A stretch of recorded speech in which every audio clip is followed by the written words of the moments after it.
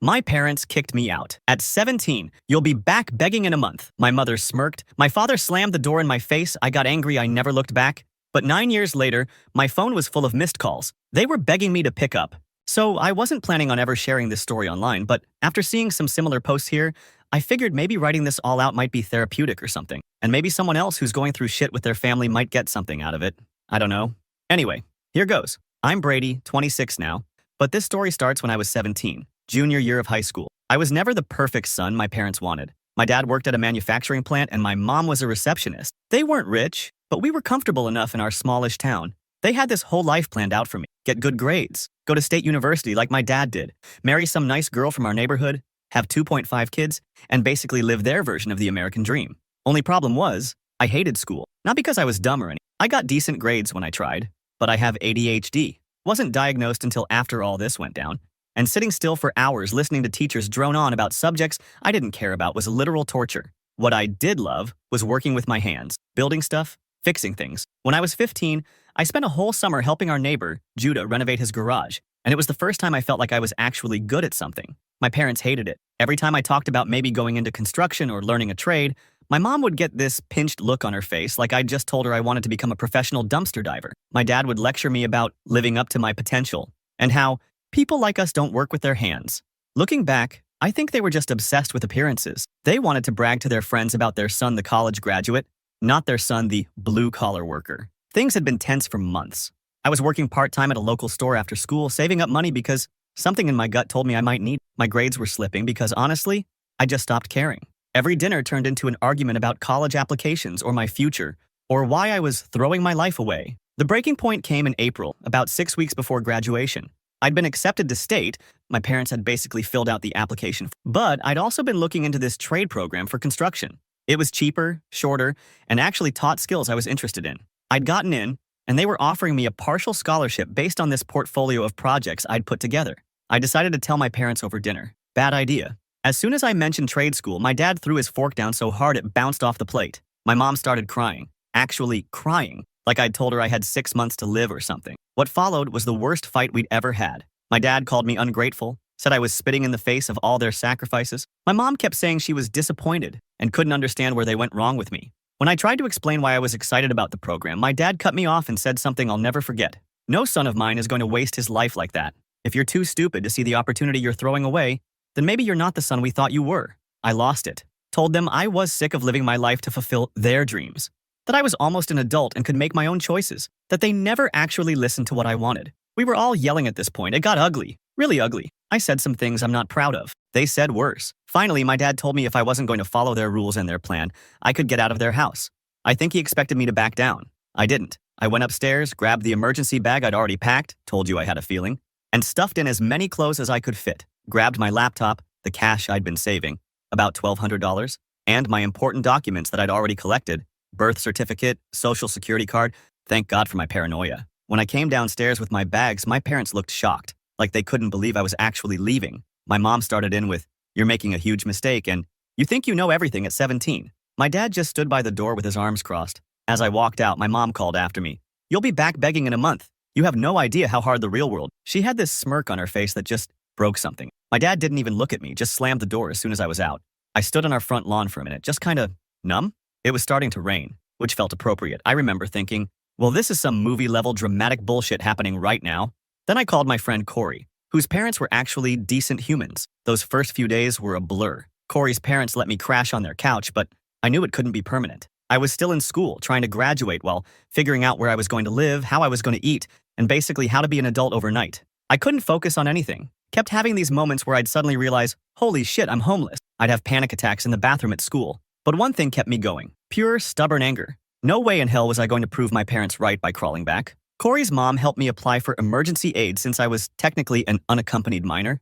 The guidance counselor at school, one of the few adults who'd ever actually listened to me, helped me figure out what I needed to do to legally emancipate myself. I got more hours at my job and picked up a second one, washing dishes at a local diner. The hardest part wasn't even the practical stuff. It was the emotional shit. Seeing other kids with their normal families, hearing classmates complain about dumb arguments with their parents who still loved them at the end of the day, realizing that what my parents had done wasn't normal, that most parents don't kick their kid out for wanting to go to trade school instead of college, that the way they'd always made their love feel conditional wasn't how it was supposed to be. About 3 weeks after I left, my mom texted me, not to apologize or ask if I was okay, just, "When you're ready to apologize and accept our help with our conditions, you can come home." I didn't respond. A week later, my dad called and left a voicemail saying pretty much the same thing. They were so sure I'd fail that they were just waiting for me to come crawling back so they could say, "I told you so." I graduated high school while living on Corey's couch. My parents came to the ceremony, keeping up appearances, I guess. They tried to talk to me afterward, but I just walked away. I had nothing to say to them. By June, I'd saved enough to get a shitty apartment with 2 other guys. It was a dump, but it was the first place that was mine. I enrolled in that trade program using my scholarship and working almost full-time to pay for it. It was exhausting, but every time I wanted to give up, I'd remember my mom's smirk and my dad's slammed door, and I'd find the energy to keep going. That first year on my own was the hardest thing I've ever done. I was lonely, scared, and constantly exhausted. There were nights I cried myself to sleep because I missed having a family, even my fucked up one. There were mornings I woke up and couldn't find the energy to get out of bed. But I did, every single time. And you know what? I never went back begging. Not after a month, not ever. This is getting long, so I'll post part 2 tomorrow if people are interested. That's when things started to turn around for me, but it was still a long road ahead. Edit. Wow, didn't expect this to blow up. Thanks for all the supportive comments. Part 2 coming tomorrow. Update 1. So, thanks for all the comments on my last post. Honestly didn't expect so many people to relate to this. Anyway, picking up where I left off, the first few months on my own were low-key a nightmare. NGL. After crashing at Corey's place for those initial weeks, I managed to find this absolute dump of an apartment with 2 other guys. One was this dude Marcus, who worked nights so I barely saw him, and the other was Tyler, who I'm pretty sure was dealing something but minded his own business and paid rent on time, so whatever. The place had roaches that would literally wave at you when you turned on the kitchen light. The shower would randomly go ice-cold mid-rinse. Nothing like screaming while shampoo runs into your eyes. And the walls might as well have been made of paper. I knew way too much about our neighbor's relationship drama. But here's the thing. It was mine. Or at least 1/3 mine. No one could kick me out as long as I paid rent. I was working these 2 garbage jobs, hardware store evenings, and diner on weekends. Between that and trying to finish trade school, I was sleeping maybe 4 hours a night. My diet was basically ramen, eggs, and whatever leftover pancakes or fries I could snag from the diner. Lost like 20 pounds those first few months. Probably looked like a walking corpse most days. The weirdest part was seeing these Instagram posts from kids my age living their best lives. College parties, family vacations, all that normal stuff, while I was trying to figure out if I could skip doing laundry for another week because the laundromat took quarters and I needed those quarters for the bus. My parents tried reaching out a few times, always with the same energy. When was I going to stop this nonsense and come home? Accept their help? Follow their plan? They never once asked if I was okay. Like, hey, your teenage son is living in a roach motel, maybe check if he has food? Nope. Just when was I going to admit I was wrong and crawl back? I remember my dad actually showed up at the hardware store once about 3 months after I left. I was restocking light bulbs when my coworker was like, "Some dude in khakis is asking for you up front." I peeked out and saw him standing there looking so out of place among the paint cans and lumber. I hid in the stock room until he left, watched him through the window, standing in the parking lot for 15 minutes before finally getting in his car. He never came back. Things started to shift about 4 months in. There was this regular customer at the hardware store, Santiago, who was always buying stuff for different projects. One day, he needed help finding some specific sink parts, and I ended up not just finding them, but explaining exactly how to install them. Even drew him a little diagram. Turned out the guy did renovations and repairs, mostly kitchens and bathrooms. He said I clearly knew my stuff and asked if I'd ever thought about helping him out on some jobs. The money was better than the hardware store, and it was actually related to what I was learning in trade school. Felt like the first actual break I'd gotten since leaving home. Santiago was nothing like my dad.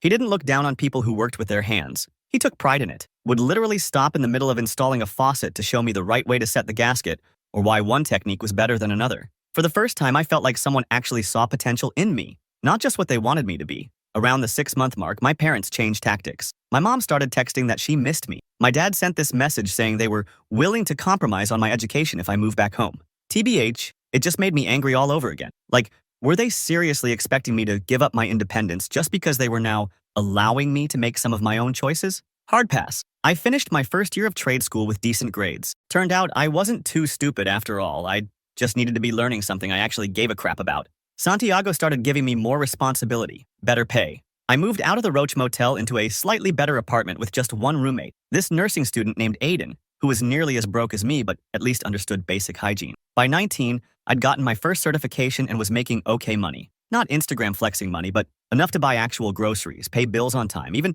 start putting a little aside. Santiago would recommend me for side jobs on weekends, small repairs, installations, that kind of thing. building a reputation, building a client list. The strange thing about working in people's homes is you see a lot about how families actually function. I'd be installing a light fixture, overhear parents encouraging their kids, praising them for B's on tests, hugging them just because. I'd see photos on walls of family vacations, graduation ceremonies, silly moments, normal families that fought sometimes but still loved each other without conditions.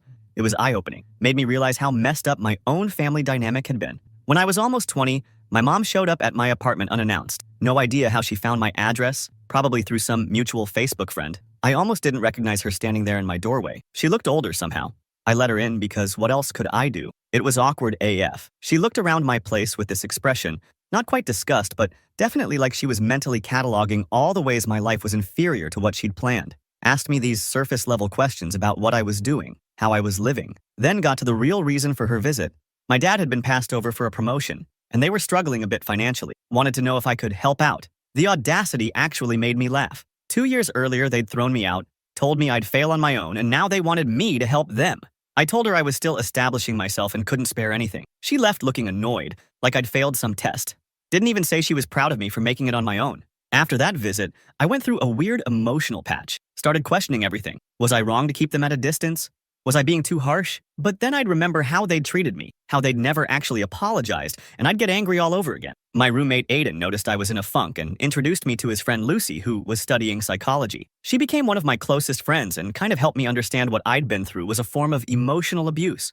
That the way my parents had always made their love conditional on me following their exact plan wasn't normal or healthy. Talking to her helped me work through some of my anger and start healing. By 21, I was doing well enough to move into my own place. Just a small, one-bedroom, nothing fancy, but all mine. No roommates, no parents, just me. The day I moved in, I sat on my second-hand IKEA couch and literally cried. Never thought I'd get this far when I was standing on that lawn with my bags at 17. Around this time, Santiago offered me more stable work with actual benefits. Health insurance for the first time since I left home. He was getting more business and needed reliable help. It was a huge vote of confidence, and honestly, meant more to me than any approval from my parents ever had. Meanwhile, my parents kept trying to reconnect, but always on their terms. They'd invite me to holiday dinners, but make pointed comments about my choices.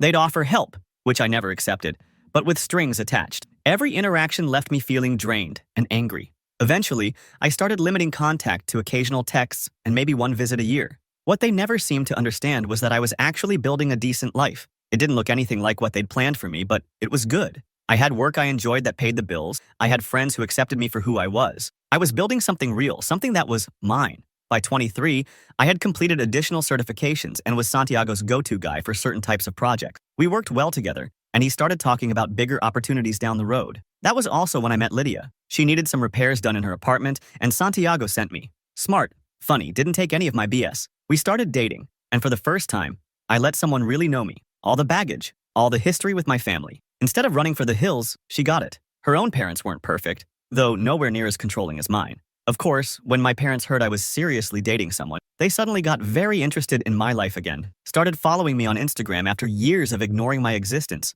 Wanted to meet her. Wanted to play happy families. I kept them at arm's length. Lydia deserved better than to be dragged into their mind games. 4 years after being kicked out, I was in a stable situation, had my own place, was in a healthy relationship, and had built a life entirely on my own terms. My parents' prediction that I'd come crawling back within a month couldn't have been more wrong. But the story doesn't end there, because just when I thought I'd finally moved beyond their shadow, things were about to get complicated in ways I never saw coming.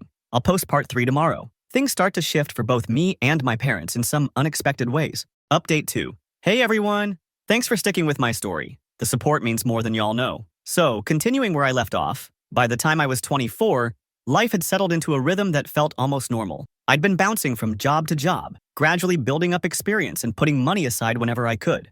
Nothing glamorous, mostly grunt work, but it paid the bills and kept me moving forward. My apartment was this tiny studio with a kitchenette that barely fit a mini fridge and microwave, but it was mine. No roommates, no parents, just me and my secondhand furniture. So I was scrolling through Facebook one night. Yeah, I know, boomer app, LOL, when this notification popped up. My cousin Madison had tagged me in a photo from some family gathering I obviously wasn't at. Didn't think much of it until I noticed my parents in the background. Mom was wearing this fake smile I knew all too well, and Dad was mid-sentence, probably telling one of his same 5 stories. But the weird thing? On the table next to them was this framed photo of me from my high school graduation. Like what? These people kicked me out, barely reached out except when they wanted something, and now they're displaying my photo like we're some happy family. I called Madison right away, and she was like, Oh yeah, they talk about you all the time, always telling everyone how proud they are of you. The audacity, I swear. It was like they were living in an alternate reality where they hadn't told me I'd be crawling back within a month. Anyway, around this time, I met Lydia, not in some romantic movie way.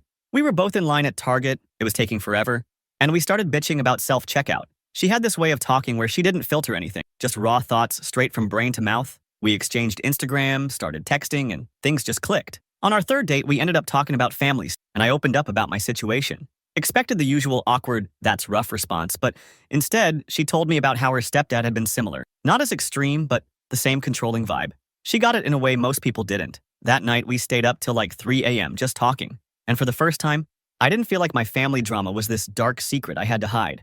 A few months into dating Lydia, my water heater decided to die a dramatic death. Came home to find water seeping under my bathroom door, had to shut off the main valve, and spent 3 days taking ice-cold showers at the gym while waiting for my landlord to fix it. Lydia suggested I stay at her place, but IDK, it felt too soon. That whole independent streak I'd developed was hard to shake. Around this time, my old high school friend Corey got engaged, and I was invited to the wedding. Hadn't seen most of these people in years, and TBH, I was nervous about what they'd think. Would they see me as the guy who failed, who didn't go to college, who disappeared? But when I showed up with Lydia, everyone was just normal. Asked what I was up to, seemed genuinely interested when I explained my jobs. No judgment, no comparisons to some imaginary life I should have had. Then came the awkward moment. Corey's mom, who'd let me crash on their couch right after I got kicked out, pulled me aside and told me my parents had been asking about me. Apparently, they'd run into her at the grocery store and spent 20 minutes fishing for information. Where was I living? What was I doing? Was I doing okay financially? That last one set off alarm bells. Sure enough, a week later, my mom texted out of nowhere, "Brady, your father and I are having a small gathering for Memorial Day. Would be lovely if you could come. Bring your friend, if you'd like." Friend, not girlfriend. Like she couldn't acknowledge Lydia was important to me. And the timing was suspicious, right after they'd been asking about my finances. I showed Lydia the text, and she just raised an eyebrow and said, "So they want something." I decided to go. Partly curiosity, partly still seeking some closure I hadn't found. Lydia came with me for moral support, even though she was like, "This has disaster written all over it, LOL." Walking into that house was surreal AF. Everything looked exactly the same. Same furniture, same photos on the walls, now including that graduation pic. Same smell of my mom's weird apple cinnamon air freshener that always gave me a headache. But I felt like a visitor, not someone coming home. The small gathering was basically just my parents, my aunt and uncle, and my dad's work friend Judah and his wife. Everyone acted super normal, like I was just a son who'd been away at school or something. The entire time I kept waiting for the other shoe to drop. It finally came after dinner. My dad pulled me into his study, that sacred space I'd never been allowed to enter as a kid without permission. He started with small talk about the economy, how things were tough all over, and then finally got to the point. He'd been downsized at work. After 27 years at the same company, they'd replaced him with some kid with a fancy degree who'll work for half the salary. The irony wasn't lost on me. All those years pushing me toward college, and now he was bitter about college grads. He didn't outright ask for money, but kept hinting at their temporary difficulty and how family should support each other in hard times. I just sat there thinking about the night they'd thrown me out.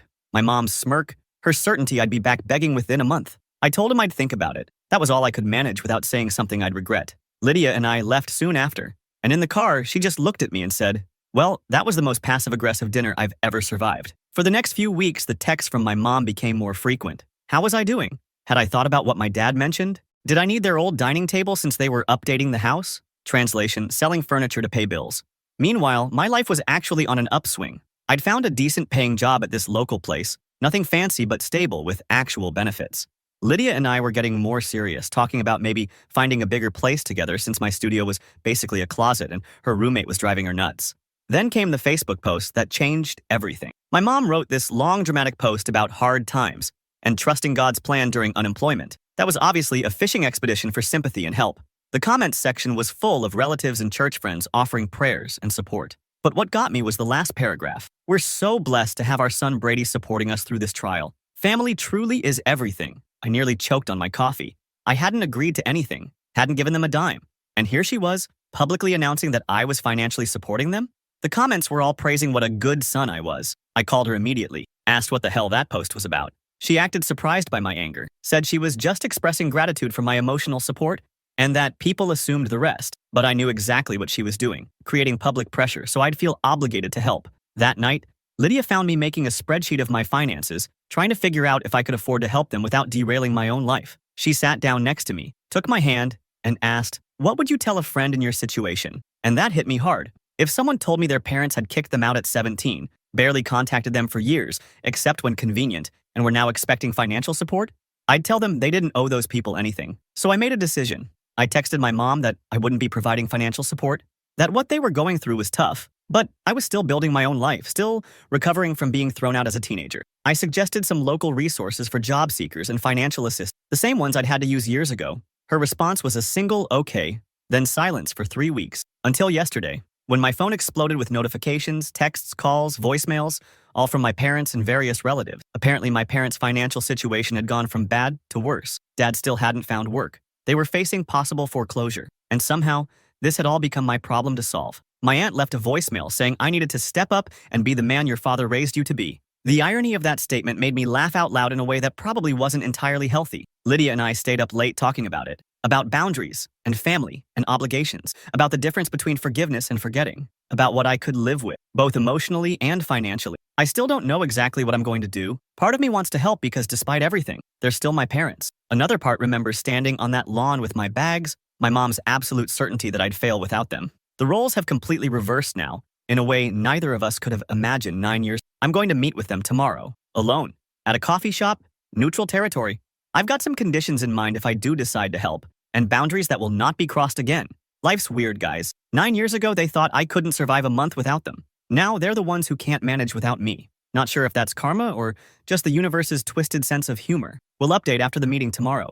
Thanks for reading all this and for the support. Finally, update. So yesterday, I left off with a bit of a cliffhanger. The day before the big meeting with investors, I got a frantic call from my mom. At first, I ignored it. TBH, I was way too busy prepping my presentation and dealing with last-minute stuff. But then she called 4 more times in a row. Then my aunt called. Then my cousin. Something was clearly up. When I finally answered, my mom was crying so hard I could barely understand her. After she calmed down a bit, she told me my dad had been laid off again, but this time it was worse. They were 3 months behind on their mortgage. The car had just died, and now they'd gotten an eviction notice. They had 2 weeks to come up with the money or they'd lose the house. I sat there in my office, staring at the wall of awards and certifications I'd earned over the years, feeling nothing? No, that's not quite right. I felt annoyed. Annoyed that after everything, after 9 years, they were still pulling this same shit, still expecting me to drop everything and rescue them. And of course, the timing couldn't have been worse. Right before the most important meeting of my career, I told my mom I'd call her back, hung up, and just sat there for a while. Lydia came in and immediately knew something was wrong. After I explained, she didn't tell me what to do, just asked what I wanted to handle it. That's one of the million reasons I love her. So I made a decision. I'd deal with my parents after the investor meeting, one crisis at a time. I turned my phone off, focused on my preparations, and tried to put family drama out of my mind. The meeting went well, like surprisingly well. The investors were impressed with my portfolio and plans. They asked tough questions, but I'd prepared for them. By the end, they were talking about potentially backing not just this project, but future ones too. It was literally everything I'd worked for since that rainy night when I'd stood on my parents' lawn with nowhere to go. When I turned my phone back on afterward, I had 27 missed calls, not just from my parents, but from aunts, uncles, cousins, even people I barely knew. My voicemail was full. My Facebook Messenger was blowing up. Apparently, my mom had mobilized the entire extended family to pressure me into helping them. I drove home feeling a weird mix of emotions, pride about the meeting, anger about my family's tactics, and this creeping sense of obligation I couldn't quite shake. When I walked in, Lydia was on the couch with her laptop, and she had this look on her face. Part concern, part, "You're not going to believe this." Turns out, my mom had posted this long dramatic thing on Facebook about how they were losing their home and how certain people, gee, wonder who, had forgotten family comes first. She didn't name me directly, but everyone knew who she meant. Several relatives had commented with stuff like, "I'm sure Brady will help when he sees this," and "Family is everything. He'll come through." I just stood there reading these comments on Lydia's screen, feeling my blood pressure rising with each one. They were trying to publicly shame me into bailing them out. After everything they'd put me through, they still thought they had the right to manipulate me like this. I decided right then. Enough was enough. I was done with the vague boundary, the occasional help, the strained holiday visits. It was time to either fix this relationship for real or end it completely. I texted my parents saying I'd meet them tomorrow at their house. Just me, them, and 9 years of unresolved shit. That night I barely slept, kept thinking about what I would say, what they might say back. Lydia held me and reminded me that whatever happened, we had built a good life together. That no matter what went down with my parents, I had a family now. Her, our friends, the people who'd actually been there for me. I drove to their house the next morning feeling calmer than I expected. Their neighborhood hadn't changed much since I was a kid, but their house looked smaller, shabbier. The paint was peeling, the lawn needed mowing. The flower beds my mom used to obsess over were full of weeds. It was like seeing the physical manifestation of their decline. My dad answered the door. He'd aged so much in the past few years, thinner, grayer, shoulders permanently stooped like he was carrying something heavy. He didn't say anything, just nodded and stepped aside to let me in. The inside was worse. Cluttered, dusty, with that slight smell houses get when basic maintenance starts slipping. My mom was sitting at the kitchen table, eyes red from crying. When she saw me, she started with the whole, "Thank God you're here, we knew you'd help" routine, not even waiting to hear what I had to say. I cut her off and told them both to sit down. For once, I was going to talk and they were going to listen. I laid it all out. How they'd thrown me out over wanting a different future than they'd planned. How they'd predicted I'd come crawling back within a month. How for years they'd only contacted me when they needed something. How they'd never once genuinely apologized or acknowledged how wrong they'd been. My dad tried to interrupt with the usual excuses. They were doing what they thought was best. I was being disrespectful. They had given me everything growing up. I just held up my hand and kept going. Told them about those first few months after they kicked me out. Sleeping on couches, working multiple jobs, crying myself to sleep from exhaustion and loneliness. How I'd had to figure out basic adult stuff on my own because they'd decided their conditional love was more important than their actual child. My mom started crying again, saying they'd made mistakes, but they were still my parents and family had to stick together. That's when I really lost it. Asked where this family sticks together attitude was when I was 17 and homeless. Pointed out that they only seemed to remember we were family when they needed my help, not when I needed theirs. The conversation went around in circles for a while. They'd apologize vaguely, then immediately follow it with justifications or turn it back on me. Classic narcissist playbook. Eventually, I got tired of it and laid out my terms. 1, I would help them avoid foreclosure this one time, but after that, they needed to downsize to something they could actually afford. 2, they had to take down that manipulative Facebook post and tell everyone that they were working through their financial issues privately. 3, if they wanted any relationship with me going forward, we'd all start therapy together. Not for reconciliation necessarily, but for establishing honest communication and proper boundaries. 4, they needed to understand that my life, my relationship, my choices were mine. Any future support, emotional, financial, whatever, would depend on them respecting that. I expected arguments, guilt trips, the usual tactics. Instead, my dad just looked defeated, like he finally realized he had no cards left to play. My mom was harder to read, kept looking between me and my dad like she was waiting for him to fix this somehow. Finally, they agreed to my terms. Not enthusiastically, but they agreed. I wrote them a check for the mortgage back payments on the spot. Not because I owed them, but because I wanted to close that chapter and move forward on my terms. As I was leaving, my dad followed me out to the porch. For a second, I thought he was going to try one more guilt trip. Instead, he said something that actually caught me off guard. "You turned out all right. Better than all right. Not how I pictured, but you did good." It wasn't a full apology, wasn't even close to making up for everything, but it was possibly the first genuine thing he'd said to me in years. I didn't respond right away, just stood there on the porch where he'd slammed the door in my face 9 years ago. Finally, I just said, "I know," and walked to my car. In the months since, it's been complicated. They've kept their end of the bargain so far. Therapy is awkward and difficult, but necessary. They're looking at condos and smaller houses. The Facebook drama got cleaned up. Small steps. I don't know if we'll ever have the kind of relationship other people have with their parents. Too much water under that bridge. But at least now we're building something based on reality, not manipulation and denial. What I do know is this: that scared 17-year-old kid standing in the rain with nowhere to go, he did all right for himself, built a life on his own terms, found people who love him unconditionally, and eventually, he stopped letting his parents' rejection define him. That night, lying in bed with Lydia, I finally deleted all those missed calls from my phone. They'd been living in my notification center for weeks, this digital reminder of my parents' desperation. As I watched them disappear, I felt something I hadn't expected. Not satisfaction or vindication, but a quiet sense of closure. 9 years ago, they thought I couldn't survive without them. Turns out, they were the ones who couldn't survive without me. And in the end, that realization was worth more than any "I told you so."